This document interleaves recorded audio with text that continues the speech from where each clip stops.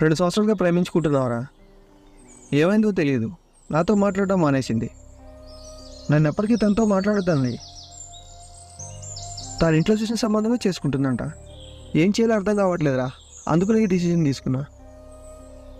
ఒక అమ్మాయి కోసం చచ్చిపోదాం అనుకున్నావా? ఆ తర్వాత మీ అమ్మాయి మీ నాన్న పరిస్థితి ఏంటి ఆలోచించావా?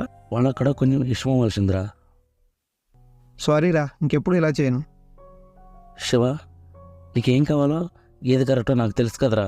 ఈరోజు ఈవినింగ్ నీ బర్త్డే సర్ప్రైజ్ గిఫ్ట్ ఇస్తాను, వెయిట్ చేయి. గిఫ్టా? ఏంట్రా అది? హలో నానా, గుర్తుంది. వెళ్తా నానా, గుర్తుంది. ఎవర్రా ఫోన్లో? నాన్నరా. ఏంటంట?